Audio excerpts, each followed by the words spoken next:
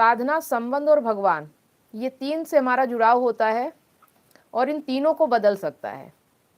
यह श्लोक बताता है कि असली योगी कौन है और कैसे भगवान हर जगह अनुभव किए जा सकते हैं। आज हम करेंगे इस श्लोक पर बात, उसका अर्थ समझेंगे और कुछ कहानियों से इसे अपने जीवन में अपनाने के तरीके सीखेंगे, कैसे इस ज्ञान को जीवन में जिए।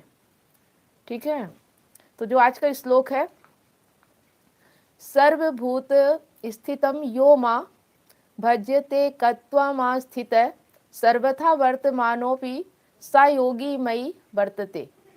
इसका जो अर्थ है, जो साधक हर जीव में भगवान को देखता है, एकत्व की भावना से भगवान का भजन करता है, वह योगी चाहे कब कहीं भी रहे, किसी भी अवस्था में रहे, वह हमेशा भगवान में ही स्थित होता है। कृष्ण कह रहे हैं, योग सिर्फ आसन नहीं है, योग एक दृष्टि है। हर जीव में एक ही परमात्मा को अनुभव करना, यही उच्चतम ध्यान है। ध्यान को हम अलग तरीके से देखते हैं, लेकिन हर जीव में परमात्मा को देखना ही ध्यान है। कृष्ण यह नहीं कह रहे कि हर किसी के व्यवहार को स्वीकार कर लो, मतलब हर किसी में परमात्मा को देखने का मतलब ये नहीं है कि हर किसी के व्यवहार को स्वीकार कर लो, चाहे वो जैसा भी हो, उसका व्यवहार जैसा हो, उसे परमात्मा समझ के उसे स्वीकार कर लो, ऐसा नहीं कह रहे। वो ये कह रहे हैं कि हर किसी में परमात्मा के स्वरूप को देखो। वे कह रहे हैं, तुम्हारी नज़र बदलो, अपनी नज़र बदलो। स्वीकार करना जरूरी नहीं है, अपनी दृष्टि बदलो। जब नज़र बदलती है तब क्रोध कम होता है, द्वेष खत्म होता है, मन शांत होता है, अहंकार गलता है।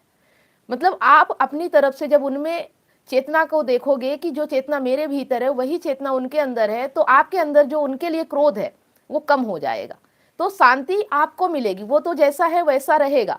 हमें ये समझना है कि सबके भीतर परमात्मा है, लेकिन अगर ये गलत व्यवहार कर रहा, बुरा व्यवहार कर रहा, तो इसका मतलब इसके अंदर धूल, इसके ऊपर धूल चढ़ी हुई है, अभी भ्रम है, अभी इसे नहीं समझ में आ रहा, वो अपने परमात्मा को नहीं समझ पा रहा है। लेकिन आपको अगर अपना परमात्मा अपने अंतरात्मा में समझ में आ गया, अपनी चेतना समझ में आ गई है, तो आप समझ सकते हो कि जो चेतना आपके भीतर है, जो करुणामयी, जो आनंदमयी जो चेतना है, वही सबके भीतर है। लेकिन जब हमारे अंदर भ्रम था तो हम कैसे थे, वैसे ही वो सामने वाला व्यक्ति भी अभी भ्रम में है। तो फिर हमें उसके ऊपर क्रोध नहीं आता, करुणा आती है कि अभी वो अज्ञान में है, फिर हम उससे नफरत नहीं कर सकते। तो द्वेष खत्म होता है, मन शांत होता है, अहंकार गल जाता है। जो अहंकार होता है ना, जिसे चोट लगती है, जो द्वेष रखता है, जो बदला लेना चाहता है, वो गल जाता है। तो जब आप समझते हैं कि हर प्राणी में वही शक्ति काम कर रही है जो आपके भीतर है, तो शिकायतें, जलन, तुलना, ये सब धुलने लगता है। इसी को कहते हैं एकत्व भाव, मतलब एक समान सबके लिए भाव। ठीक है, तो एक कहानी से समझते हैं। ये कहानी पहले भी मैंने सुनाई है। एक बार एक साधु नदी के किनारे बैठे थे। उन्होंने देखा एक बिच्छू पानी में गिर गया था। यहाँ पे एकत्व का भाव समझना है, इसलिए कहानी में बता रही हूँ कि एक बिच्छू पानी में गिर गया था और डूब रहा था। साधु ने उसे बचाने के लिए हाथ बढ़ाया, लेकिन बिच्छू ने डंक मार दिया। पास बैठे लोगों ने कहा, महाराज इसे क्यों बचा रहे हो, यह आपको डंक मारेगा। साधु मुस्कुराए, डंक मारना इसका स्वभाव है, बचाना मेरा स्वभाव है। अगर यह अपना स्वभाव नहीं छोड़ता तो मैं अपना स्वभाव क्यों छोड़ दूं। फिर बोले, मैं इसमें बिच्छू नहीं देखता, मैं इसमें भी वही जीवन देखता हूं जो मेरे भीतर धड़क रहा है। तो यही श्लोक जो 31 है वो कह रहा है कि हर जीव में भगवान का ही अंश है। तो आप भगवान को मूर्ति भर में देखते हो, हर जीव में, हर प्राणी में आप अगर भगवान को देख सको तो फिर आपका जीवन सार्थक हो जाता है। आज के, ये तो पहले की कहानी है ऋषि मुनि साधु महात्मा की। आज के समय में अगर हम इसे समझे आधुनिक जीवन की कहानी से, तो एक महिला रोज ऑफिस में जाती थी। उसे एक सहकर्मी बहुत परेशान करता था। हम सबके साथ भी ऐसा होता है, छोटी छोटी बातें, ताने, जलन। वह घर आकर रोती, दुखी रहती। एक दिन उसने गीता पढ़ना शुरू किया। देखो, गीता पढ़ने में इतनी ताकत होती है।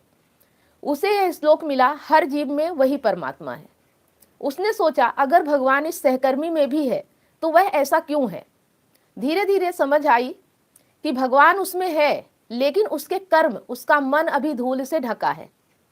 वो ऐसा इसलिए कर रहा है क्योंकि अभी उसका कर्म जो है और उसका मन जो है वो धूल से, जिसे हम भ्रम कहते हैं, उससे ढका हुआ है।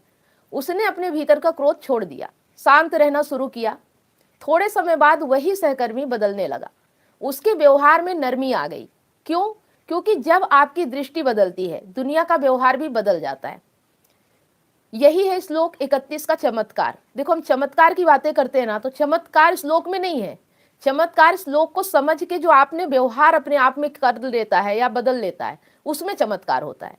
अगर आप किसी के प्रति अपने भाव बदल दो, तो सामने वाले के भाव ऑटोमेटिक बदलने लगते हैं। ये चमत्कार होता है। अगर चमत्कार देखना है ना, तो जिससे आप बहुत नफरत करते हो, उसके लिए अपने अंदर करुणा ला के देखो। जैसे ही आपका भाव बदलेगा, उस व्यक्ति के भाव अपने आप बदल जाएंगे। तो कहते हैं कि जब हमारे भीतर बदलाव आता है, तो बाहरी दुनिया अपने आप बदलने लगती है। हमें बाहरी दुनिया को नहीं बदलना पड़ता। बात समझ में आ रही है कि अगर आप किसी चीज से परेशान हो, किसी से बदला लेना चाहते हो, किसी से क्रोध है, तो अपने भाव बदलो और समझो कि वो व्यक्ति अभी अज्ञानी है। कोई किसी को दुख नहीं पहुंचाना चाहता, कोई किसी को चोट नहीं देना चाहता, सब अपने आप में आनंद चाहते हैं। लेकिन उनका तरीका अलग होता है, उनका व्यवहार अलग होता है, क्योंकि उन्हें अभी समझ नहीं होती, अज्ञान होता है। तो ये समझ हमें अपने अंदर विकसित करनी है। और जब हमारे अंदर ये समझ विकसित हो जाती है, तो ऑटोमेटिक बाहर वाले के प्रति जो हमारा राग, द्वेष, लालच, डर, कामना, स्वार्थ या उससे बदला लेने की भावना होती है, वो जब हमारे अंदर से मिट जाती है, तो सामने वाला भी कहीं ना कहीं हमारे भाव को समझ जाता है। हमें देख के या हम दूसरों को जब देखते हैं, तो उसके भाव हमें समझ में आ जाते हैं। ठीक है? तो अगर आप अपने भाव बदल सकते हो, अपने आप को बदल सकते हो, तो बाहर ऑटोमेटिक चमत्कार होने शुरू हो जाते हैं। चमत्कार देखना है तो अपने आप को बदल के देखो। ठीक है? अब देखते हैं कि इसे जीवन में कैसे जिए। हर व्यक्ति को अलग अध्याय समझे। ये ना समझे कि वो एक ही है, किताब एक ही है, लेकिन अध्याय अलग अलग हैं। लोग अलग अनुभव लेकर आते हैं। ये समझना ही एकत्व है। मतलब हम सोचते हैं कि सामने वाला व्यक्ति हमारी तरह ही व्यवहार करे, हम जैसा सोचते हैं वैसा चले। लेकिन जब हमें ये समझ में आता है कि हमारे हिसाब से सामने वाला नहीं चल सकता, उसका अपना अनुभव है, उसका अपना व्यवहार है, जब हम उसे एक्सेप्ट कर लेते हैं, तब एकत्व भाव होता है। ये नहीं कि हमारे जैसा हो जाए तब एकत्व भाव है। वो जैसा है उस अवस्था को हम एक्सेप्ट कर लें। हम ये समझ लें कि वो हमारे जैसा नहीं है और हो भी नहीं सकता। हम अकेले आए हैं और हमारा व्यवहार हमारे लिए है। हम अपने व्यवहार से दूसरे को नहीं चला सकते, और हम यही करते हैं, इसलिए हम दुखी रहते हैं। क्रोध होने पर याद रखें, इसमें भी वही परमात्मा बैठा है, बस धूल है। मैं सही तू गलत वाली सोच छोड़े, ये विभाजन दिमाग को अशांत रखता है। बदला नहीं बुद्धि चुने, एकत्व भाव बदला लेने की आग को बुझा देता है। प्रेम को बुद्धि के साथ जोड़े, अंधा प्यार नहीं, समझ के साथ करुणा, यही अध्यात्म है। ठीक है? तो आप लोगों को समझ में आ रहा होगा कि अध्यात्म चीज क्या है, क्योंकि अध्यात्म को हम बहुत अलग तरीके से देखते हैं। लेकिन अध्यात्म जिसने समझ लिया, उसकी पूरी दुनिया बदल जाती है, पूरी जिंदगी बदल जाती है। वो बदलाव हम सब अपने अंदर देख पाएंगे अगर हम जो यहाँ बताया जा रहा है उस पर काम करें। ठीक है? काम कैसे करना है, अगर नहीं समझ में आ रहा तो आप लोग पूछ सकते हो। चलिए, सुनील जी, तनवीर जी, जो भी आप पूछना चाहते हैं, अभी जो मैंने बताया, तो कैसे आपकी लाइफ बदलेगी, कैसे आपके संबंध सुधरेंगे, कैसे आपका जीवन बदलेगा, इस पे अगर कोई डाउट हो तो आप लोग पूछ सकते हो।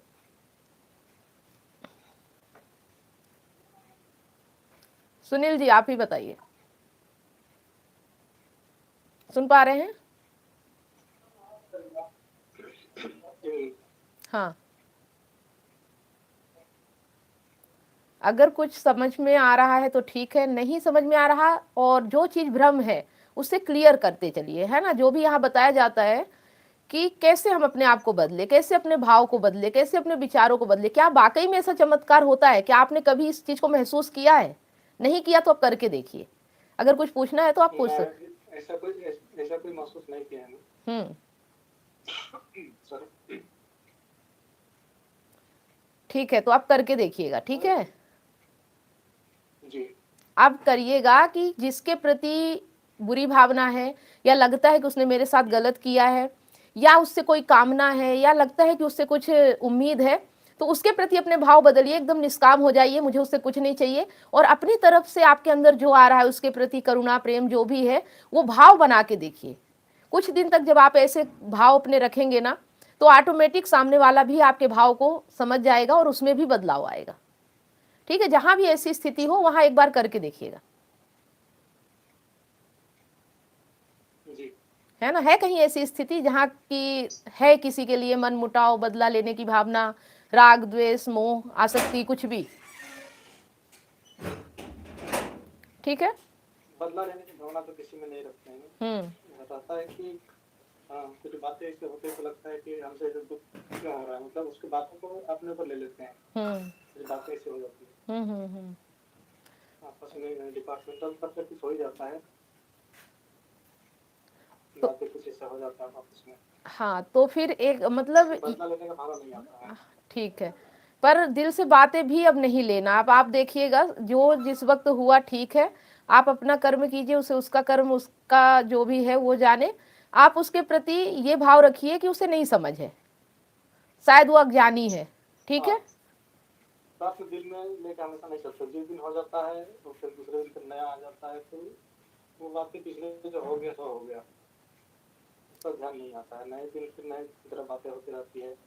हम ये सोचते हैं कि जो एक सीनियर कमांडर होता है उसके ऊपर भी कई सारी जिम्मेदारियां होती है, और जो बात उसके ऊपर हमारे को लगता है कि कुछ गलत एहसास होता है, क्योंकि उसका भी कुछ फर्ज होता है, बोलने का तरीका है उसका। नहीं तो वो कब बोलता है, इस चीज को भी तो देखिए कि वो किस स्थिति में बोलता है। ठीक है। जी। उस स्थिति को अगर आप समझोगे ना, देखो ऐसा नहीं है कि व्यवहार को स्वीकार कर लेना, उस वक्त जो भी हो, आप भी बोल रहे वो भी बोल रहा, ठीक है, लेकिन भीतर से उसके प्रति भाव अपने अच्छे रखने हैं। ठीक है, ये कहना है, मतलब भीतर आपके भाव उसके लिए खराब नहीं होने चाहिए, किसी के लिए भी। क्योंकि हमारा जीवन हमारे भावों का ही परिणाम है। ठीक है, हमारे जैसे भाव होते हैं वैसे हमें परिणाम मिलते हैं। चलिए तनवीर जी, अगर कुछ पूछना हो तो पूछ सकते हैं।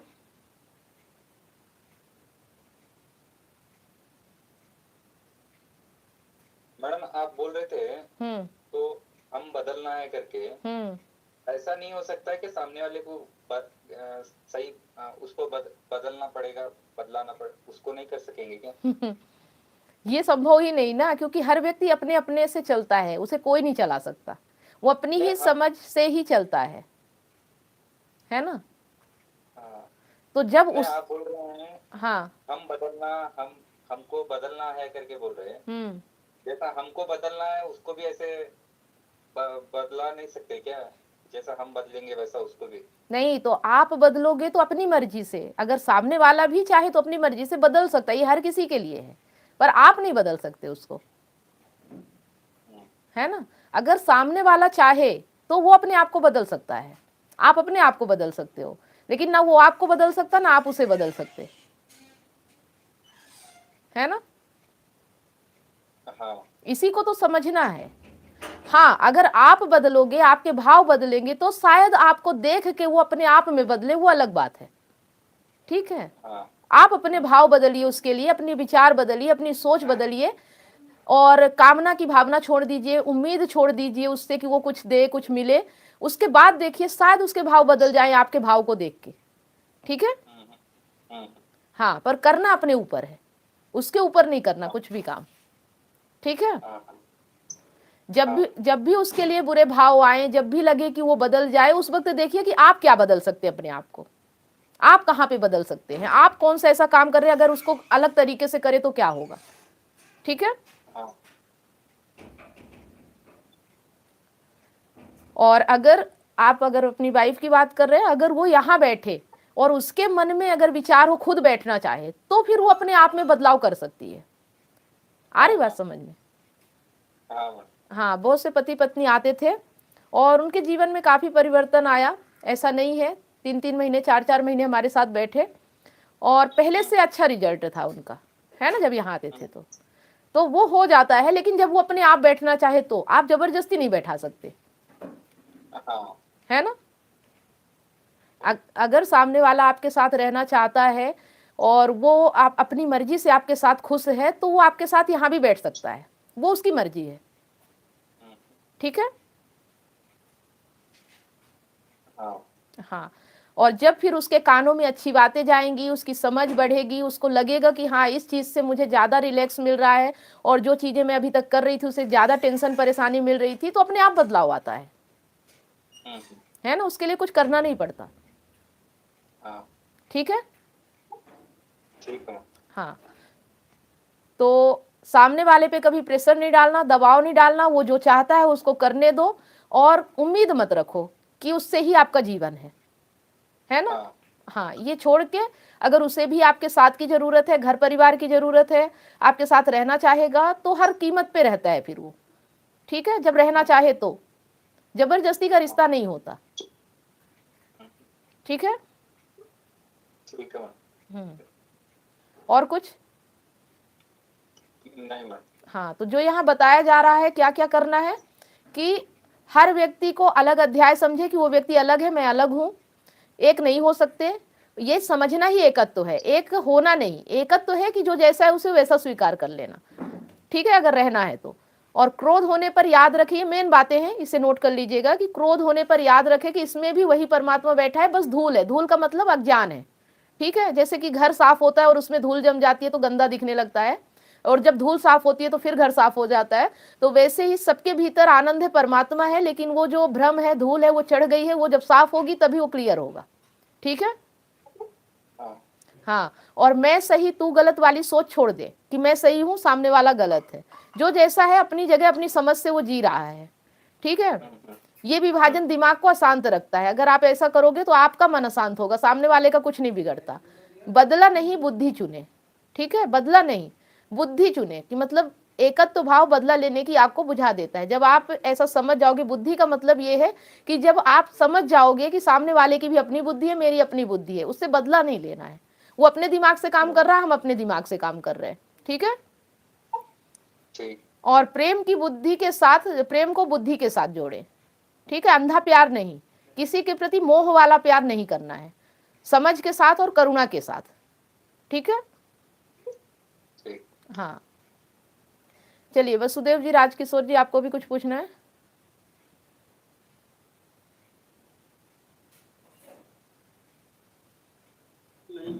ठीक है, राजकिशोर जी, आपका कोई सवाल है? जी, मेरा एक सवाल था, जैसे अभी वो हमारे बारे में कोई भी पूरा सोचे या पूरा बोले, मेरा हमेशा कर्म यही है कि उसके बारे में हमेशा अच्छा ही सोचूं, हमारे बारे में पूरा कोई भी बात ठीक, बारे में हमेशा मुझे अच्छा ही सोचना है, अच्छा ही बोलना। और अच्छे का मतलब ये नहीं कि बाहर ही अच्छा है ना, अच्छा वो जो आपके भीतर है, जो आप सोच रहे हो, जो आपके भाव है, वो सही होने चाहिए, वो सच्चे होने चाहिए। ये नहीं कि भीतर कुछ और है और बाहर कुछ और है, ठीक है। आपके भीतर जो भाव आते हैं ना, किसी के लिए द्वेष आता है, बदला लेने की भावना आता है, उसे समझे कि आप क्यों ऐसा कर रहे हो, आपको क्या उससे लेना है। क्योंकि जब तक कोई स्वार्थ नहीं होता, कोई उम्मीद नहीं होती, कोई कामना नहीं होता, तो किसी से कोई राग द्वेष मोह आसक्ति बदला लेने की भावना होती ही नहीं है।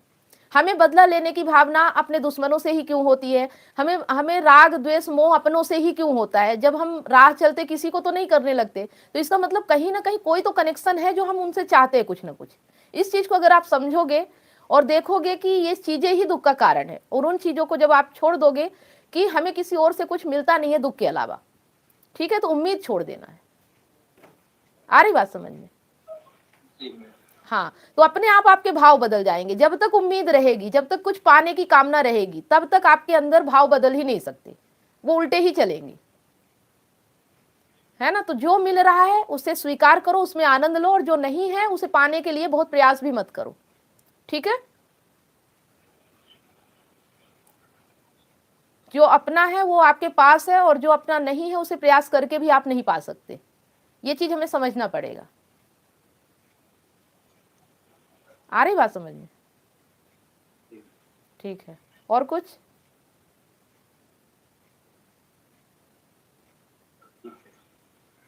संदीप जी, आप बताइए।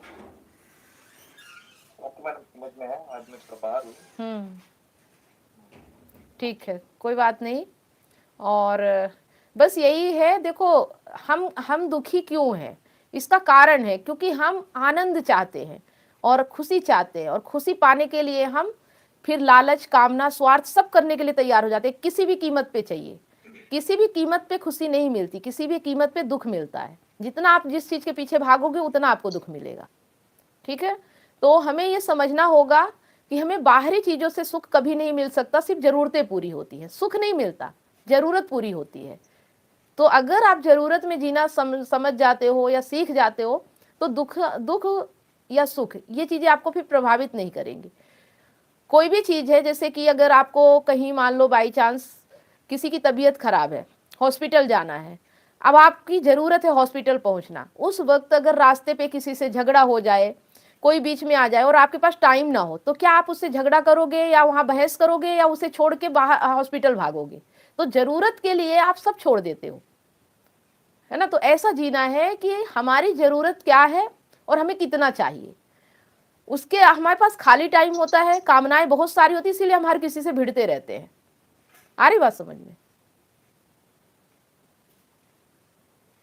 तो अपनी जरूरत पे जिए, अपने भीतर के भाव को समझे, और अगर किसी के प्रति राग द्वेष मोह आसक्ति लालच डर कामना स्वार्थ है तो उसे जाने कि ये उसके लिए क्यों है, कहीं ना कहीं उसमें आप ही कारण होते हो, उस कारण को पकड़ लीजिए, पहचान लीजिए, तो ये चीजें अपने आप मिट जाती है। ठीक है, जब भी लगे कि दूसरा मेरी जिंदगी खराब कर रहा है या दूसरे की वजह से मैं दुखी हूं परेशान हूं, तो देखिए कि आप उसके वजह से दुखी क्यों है, ऐसा क्या उससे तार या कनेक्शन जुड़ा हुआ है जिसकी वजह से आप दुखी हो। कुछ ना कुछ तो कनेक्शन है, उस कनेक्शन को काट दीजिए। ठीक है, यही करने से डर लगता है। और भी बहुत सारी बातें हैं, हम बात करते हैं यहाँ चेतना के तल पे, आत्मा के तल पे, सत्य के तल पे, तो इसे उसी तल पे समझें। ठीक है, शारीरिक तल पे इसे ना समझें, क्योंकि शरीर की जरूरतें हैं और सीमित हैं, वो आपको पूरी करना ही पड़ेगा। तो शरीर और चेतना इन दोनों के विभाजन को समझें, शरीर अलग है और चेतना अलग है। हम हर चीज या तो चेतना पे ले जाते हैं या शरीर पे ले आते हैं, अलग अलग नहीं कर पाते। हमें अलग अलग करके जीने की कला आनी चाहिए। आ रही बात समझ में? किसी को अगर कोई डाउट हो इसमें कि ये क्या बातें मैं कह रही हूँ तो आप पूछ सकते हो। सुनील जी, आपको समझ में आ रहा है? ये मैं ये जानना चाह रहा था कि प्रेम को बुद्धि के साथ जोड़े, मतलब प्रेम को बुद्धि के साथ तो इसके थोड़ा सा बताइए। प्रेम को बुद्धि के साथ जोड़े मतलब अंधा प्यार नहीं करना है, समझ के साथ करुणा। समझ अगर आती है तो करुणा आती है, लेकिन अगर मोह आता है तो प्यार अंधा होता है। ठीक है, प्रेम जो जिस प्रेम की बात की जा रही है उसमें समझ होनी चाहिए, अगर उसमें मोह है तो वो अंधा प्यार है। ठीक है, मोह वाला प्यार होता है कि सामने वाला अगर मुझे नहीं मिला तो मेरा जीवन नहीं, और समझ वाला प्रेम होता है कि मैं उसके लिए कितना कर सकता हूं, मुझे कुछ भी ना मिले तो भी मेरा प्रेम भीतर से आ रहा है उसके लिए, मेरा प्रेम है, सामने वाले से मुझे लेना देना नहीं है, मैं उसके लिए क्या कर सकता हूं, ये मेरी भावना है। ठीक है, मतलब है कि मैं उसके लिए क्या अच्छा से अच्छा कर सकता हूं, हाँ क्या कुछ कर सकता हाँ, बिना कामना के, बिना स्वार्थ के, बिना कामना के, हाँ निष्काम, मैं कर रहा हूं, मुझे उसके लिए कुछ चाहिए, हाँ हाँ, कि सामने वाला मुझे कुछ दे तो प्रेम है, ना दे तो प्रेम नहीं नफरत है, ऐसा नहीं होना चाहिए। ठीक है, वो दे तो भी नहीं दे तो भी, जिस तरह से जैसे वो बिच्छू को डंक मार रहा था फिर भी उसे बचा रहे थे। ठीक है, ये वाला प्रेम चाहिए कि सामने वाला अगर हमें तकलीफ भी दे तो भी हम उससे प्रेम कर सके, इतना हम में हिम्मत होनी चाहिए। इतना प्रेम आपके भीतर है, ये नहीं कि सामने वाला करेगा तो मैं प्रेम करूंगा, ये फिर मोह आसक्ति डर लालच कामना वाला हो गया, इसे अंधा प्यार कहते हैं। ठीक है, तो बुद्धि मतलब समझ के साथ। ठीक है, समझ होनी चाहिए, हाँ समझ होनी चाहिए। मैं इसलिए कुछ भाव ये होना चाहिए कि मैं कर रहा हूँ, भावना वाली नहीं है, बदले वाली भावना है, मुझे मिलेगा तो ही मैं करूंगा, ये नहीं होना चाहिए। हाँ, जब आप किसी के लिए निष्काम हो जाओगे ना तो कोई ना कोई ऐसा होगा जो आपके लिए भी निष्काम रहेगा, वो अलग बात है। ठीक, ऐसा लगता है क्योंकि जब जो चीज ना चाहे वो मिलने लगता है। हाँ, मतलब कुछ भी ना चाहो उसके साथ, कुछ भी मतलब इच्छा ही नहीं है तुम्हारा, फिर भी मतलब मिलता है। जैसे हम उसके लिए उसको बोले कि तुमको क्या चाहिए, तो मतलब मुझे कुछ भी नहीं चाहिए, हमें ऐसा लगता है कि आप कुछ क्या दे उसको, क्या कुछ दे सकते हैं। यदि किसी को बोलते हैं कि तुमको क्या चाहिए बताओ, तो नहीं कुछ नहीं चाहिए, हमारे मन में भाव क्या आते हैं कि उसके लिए क्या कुछ करोगे। देखो, अगर इससे करने लगता है कि हाँ कुछ चाहिए, हमें लगता है कि लालच कर रहा है। कैसे क्यों लगता है कि मतलब लालच कर रहा है, हम चाहते जो नहीं चाहता है कुछ भी उसको देने के लिए मन ज्यादा करता है। यदि कुछ चाहता है कि मुझे ये चाहिए तो मन में लगता है कि इसे क्यों चाह रहा है। बस यही भाव सबके होते हैं, है ना। जैसे आपके भाव होते हैं वैसे ही सबके भाव होते हैं। वो भी ये देखते हैं अगर आप किसी से कुछ मांगोगे तो कोई आपको कुछ देने के लिए तैयार नहीं होगा, लेकिन अगर आप मना कर दोगे तो हर कोई देने के लिए तैयार रहता है। ठीक है, तो हमें किसी से कोई उम्मीद नहीं, कोई कामना नहीं, इसके बाद भी अगर हम कर सके तो वो प्रेम है। जैसे कि एक माँ अपने बच्चे के लिए करती है, ठीक है, पहले तो यही है, भले ही ये कहे कि बड़ा होगा तो मेरी जिम्मेदारी उठाएगा, बहुत से माँ बाप करते होंगे, लेकिन ज्यादातर तो माएँ अपने बच्चे के लिए सब कुछ करती है, चाहे बच्चा फिर कैसा भी हो, ठीक है। हाँ, बाद में बच्चा कैसा भी करे वो तो बाप की बात है, लेकिन हाँ। खास में वही करते हैं कि इसको जो कुछ भी दे सकते हैं देना है इसको। हाँ, वही भाव हमें सबके लिए रखना है, सिर्फ माँ बच्चे के लिए नहीं होना चाहिए, पूरे समष्टिगत होना चाहिए, हर प्राणी के लिए, हर जीव के लिए होना चाहिए, चाहे वो पति हो, पत्नी हो, प्रेमी हो, बच्चा हो, पड़ोसी हो, हर किसी के लिए एक भाव रखो। भाव तो एक ही होते हैं ना, पर हम क्या करते हैं, जिससे हमारा स्वार्थ होता है, जिससे हमारी जरूरतें ज्यादा पूरी होती है, हम उसके लिए सब कुछ उड़ेल देते हैं, बड़ा प्रेम दिखाते हैं, जो कोई कुछ नहीं देता तो हम उसको दूर दूर से ही रखते हैं। मतलब हमारे भाव बदलते रहते हैं हमारे स्वार्थ कामना से, ठीक है। हमारे स्वार्थ के हिसाब से हमारे भाव बदलते हैं। हाँ, ये तो समाज में इसमें देखा जाता है। जैसे हम किसी के कुछ कर दे रहे हैं, इसका मतलब ये होता है कि वो हमारे लिए कर रहा है, हमें उसके लिए करना चाहिए। हाँ, जो नहीं कर दे रहा है कुछ तो लगता है उसको क्यों करे, तो हमारे लिए कुछ करता ही नहीं है, उसके लिए क्यों करे। हाँ, लेकिन हमारे भाव ऐसे होने चाहिए कि जिसको हमारी जरूरत है हम उसके काम आ सके, ठीक है। जी, मैं पूछना चाहता हूँ कि जिसकी जरूरत है हम उसके लिए काम तो आ रहे फ्री में, लेकिन जब हम मन में कोई भाव नहीं रख रहे हैं, सामने वाले कुछ कर दे रहे हैं, तो सामने वाले को कीमत ही नहीं है, वो सोचता है ये हमेशा अवेलेबल है, ये हमेशा मेरे लिए करेगा, वो है उसको तो समझ भी नहीं आता है। नहीं, वो तब समझेगा जब आप सिर्फ उसी को केंद्र में रखोगे, तब वो ऐसा समझता है। अगर आप सबके लिए एक समान हो, आप अपने आप में मजबूत हो, तो वो व्यक्ति समझ ही नहीं सकता। हाँ, आप उसी के पीछे पड़े रहोगे, दिन भर उसी के लिए कुछ करते रहोगे, तो वो तो यही समझेगा ना कि फ्री है, फोकट का है, दिन भर मेरे पीछे आगे घूमता रहता है, कैसे वैल्यू करेगा वो। आप अपना काम करते रहो, जरूरत में किसी की मदद कर दिया, किसी के लिए कुछ कर दिया, तो उसको भी लगेगा ना कि ये आदमी ज्यादा टाइम नहीं है और फिर भी मेरे लिए इतना सोच रहा है, तो वो आपकी वैल्यू और करेगा।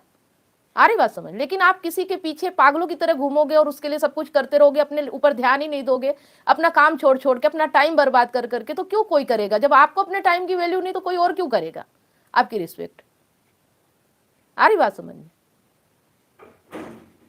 ओके मैडम, दूसरा एक पूछना चाहता हूँ कि जैसे हम बोल रहे हैं कि आगे वाले के लिए हम बिना कुछ अपेक्षा रखे हमको जो कर सकते वो करें, या हम सभी की पत्नियां हैं, अगर पत्नियां का भाव रखे, पति कैसा भी हो मैं उसको सब दूंगी जो मुझसे दे सकता है, तो आपको लगता है कि पत्नियां ऐसी होंगी?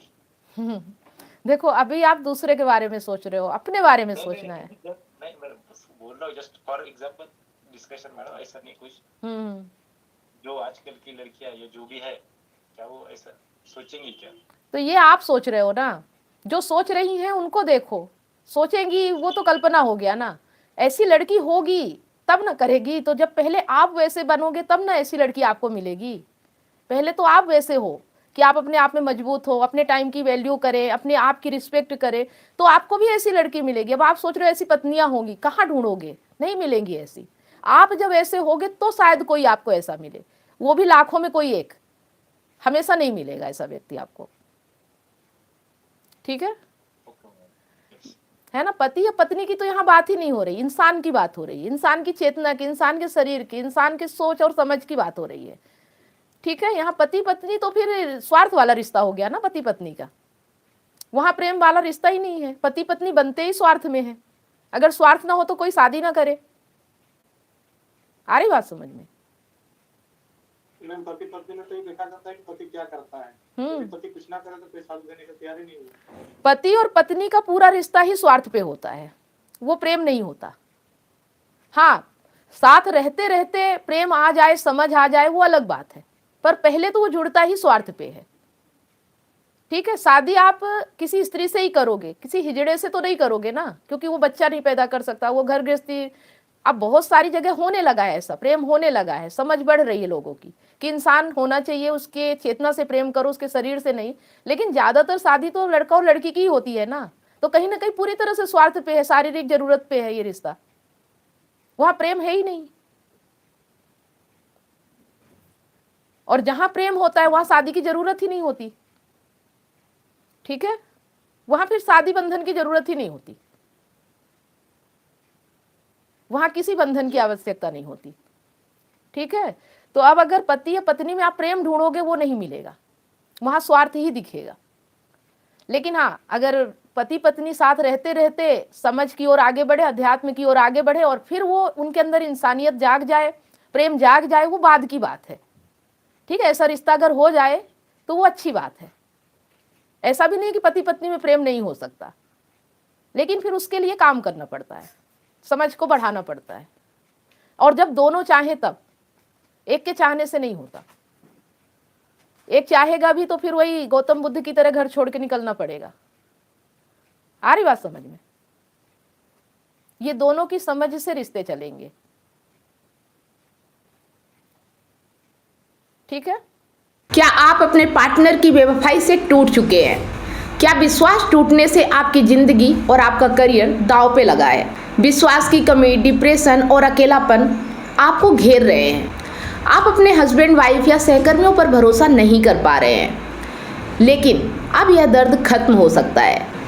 मैं कमलेश सोनी पिछले 8 वर्षों से हजारों रिलेशनशिप्स पर काम किया है और कंसल्ट करके उनके साथ उनकी प्रॉब्लम पर साथ मिलकर जो भी समाधान हो सकता है हमने किया और 100% गारंटी के साथ समाधान मिला और आज वो खुशी से जीवन जी रहे हैं। और मेरा मिशन है आपको निराशा से निकालकर खुशहाल जिंदगी की ओर ले जाना। मेरा 90 दिन का विश्वास और रिकवरी सिस्टम आपकी जिंदगी बदल देगा। हमारे एक्सपर्ट्स कोचिंग, कंसल्टिंग और हीलिंग के साथ अपने रिश्ते में विश्वास और प्यार वापस लाएं, डिप्रेशन और अकेलापन से मुक्ति पाएं और अपनी मैरिड लाइफ और करियर को नई उड़ान दें। हजारों लोग मेरे YouTube चैनल और Facebook से प्रेरणा ले चुके हैं, लेकिन व्यक्तिगत कंसल्टिंग वो चाबी है जो आपके रिश्ते का ताला खोलेगी। आज ही कदम उठाएं। 7697572249 पर व्हाट्सएप करें या लिंक पर क्लिक करें और अपॉइंटमेंट बुक करें और हमारे 90 दिनों के वर्कशॉप से अपनी ज़िंदगी के निराशा को खुशहाल ज़िंदगी में बदलें। आपका रिश्ता हमारे लिए मायने रखता है। आज ही एक्शन लें और अपनी खुशहाल ज़िंदगी की शुरुआत करें। Click now.